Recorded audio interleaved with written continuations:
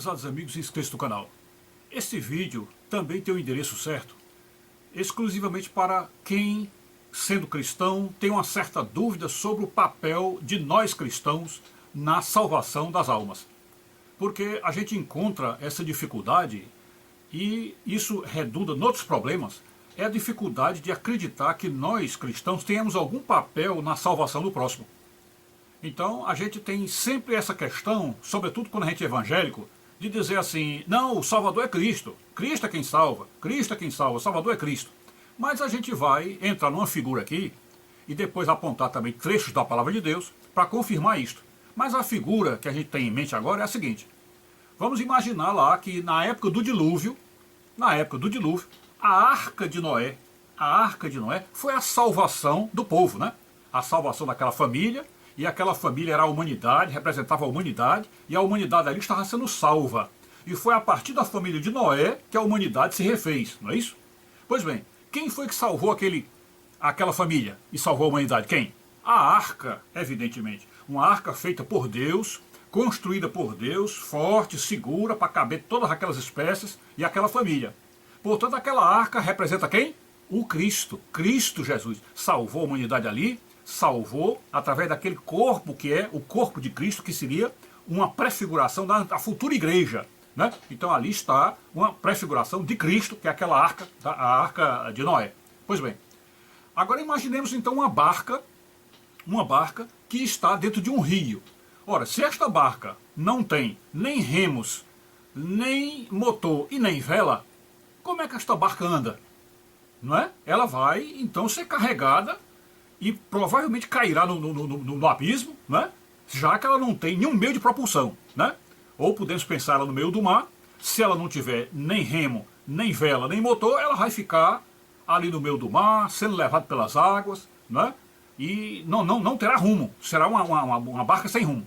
Então, novamente, voltamos à figura do Cristo. O Cristo é o barco, como ele foi a arca, lá, que salvou a família de Noé, ele é o barco agora para nós entendermos. Portanto, estamos no barco de Jesus. Porém, se nesse barco de Jesus não houver vela, não houver quem reme e não houver motor, como é que este barco vai fazer alguma coisa? Que obra ele fará? O que é que ele representará para o mundo? Nada. Ele não fará nada. Então, o que nós temos que entender é que Jesus é o nosso barco. Ele é o barco onde nós estamos nele. Por isso que ele chama de caminho, ele é o caminho, né? Então, é o barco onde nós estamos todos lá. E esse barco também representa a igreja, onde estão todos os cristãos. Porém, se esta igreja ou este barco não tiver quem reme, ou não tiver vela, ou não tiver motor, este barco nada fará, a igreja não fará. Então o que é que nós estamos querendo dizer com isso? É o seguinte, Jesus é o Salvador, claro que é o Salvador. E ele terminou o processo de salvação ali na cruz e na ressurreição. Falei que ele terminou. Porém, ele chegou e após a ressurreição, ele disse, ide e pregai o evangelho a toda criatura, batizando-os em nome do Pai, do Filho e do Espírito Santo. Não foi isso? Então foi ordem dele. E ele poderia, digamos assim, se a salvação fosse exclusivamente dele, todo o trabalho fosse dele, para que ele chamou a igreja? Para que ele nos convocou, nos comissionou a pregarmos? Para quê? Ele precisaria disso? Ele precisaria da gente? Absolutamente não. Ele pode fazer a pregação com o Espírito Santo. A Bíblia diz que o Espírito Santo intercede por nós com gemidos inexprimíveis. Então podia ter sido tudo só dele e o Espírito Santo. Não precisava entrar nós. Mas por que ele nos convocou?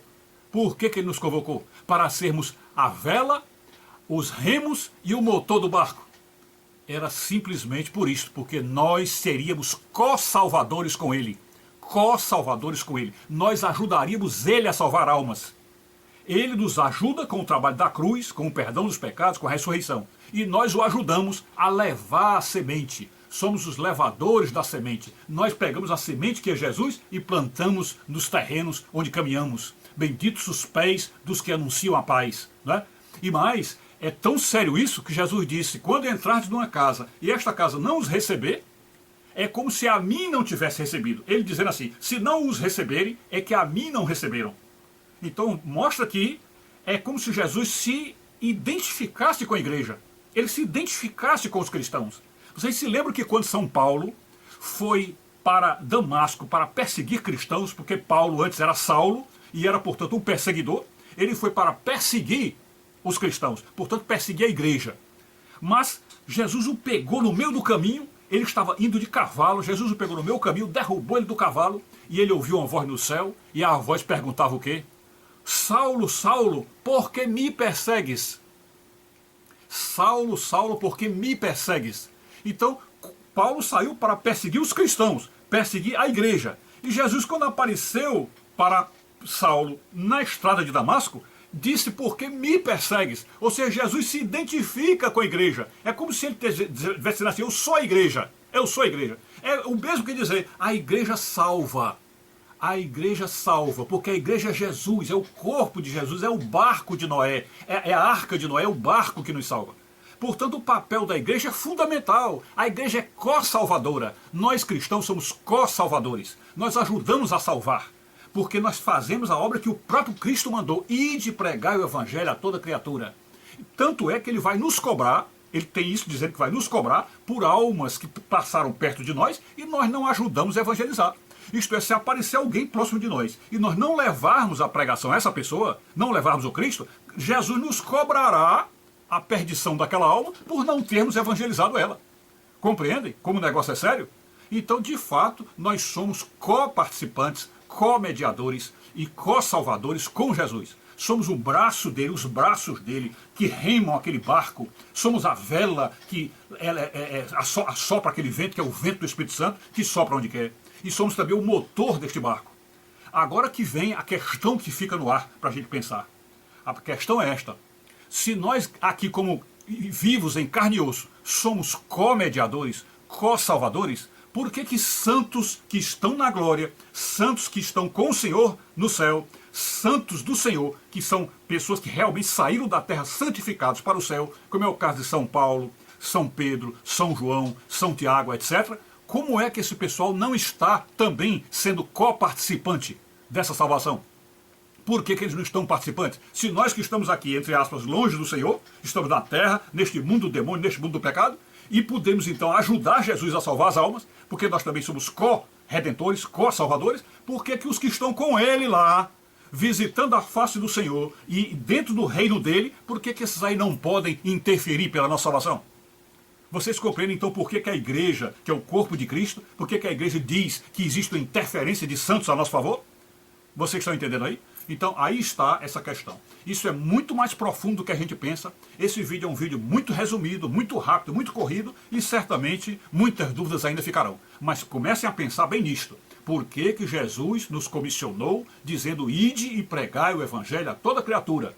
Por que ali está uma obra salvífica, ali é que nós vamos ajudar a salvar as pessoas. E isto aí é uma intermediação. Nós estamos intermediando a salvação. Somos aquele elo entre Deus e o pecador. Aliás, o elo entre Jesus e o pecador. Este elo que leva o pecador a Jesus é o elo que nós levamos. Nós é quem conduzimos essas pessoas a Jesus, ok? É claro que existem aí pessoas que são salvas sem nunca ter ouvido pregação nenhuma. Né? Pessoas aí que são ermitãos, que vivem longe, aí, afastados de toda a civilização, e que podem ser salvos sem que haja nenhuma pregação de nada. Porque o Espírito Santo, como diz, sopra onde quer, fala para quem quer, tá entendendo? O Espírito Santo, a obra dele é completamente independente, e até, vamos dizer assim, que não carece de instrumento humano. Mas no momento em que há uma sociedade, que é uma comunidade, que é uma família, que há o ajuntamento de pessoas, então, para que o amor ao próximo fique pleno, é exatamente você ajudar a salvar o próximo. Você ajuda a salvar o próximo. Então você é o instrumento de Deus para a salvação do próximo. Aí sim é o amor a Deus. Então é neste contexto que nós somos realmente intermediários na salvação. Ok? Então é isso. Fiquem com Deus, saúde, paz e tudo de bom. Se a igreja da terra foi chamada de o corpo de Cristo, por que a igreja do céu, a igreja gloriosa, não é também o corpo de Cristo? Se a igreja terrena, impura e pecadora, pode ajudar a salvar almas, por que a igreja gloriosa, santa e cheia de poder, não pode? Se nossos lábios impuros e coração volúvel pode pedir a Deus para salvar almas, por que os lábios santos do céu não podem? Não é isto que significa orai uns pelos outros? Não é isto a intercessão dos santos?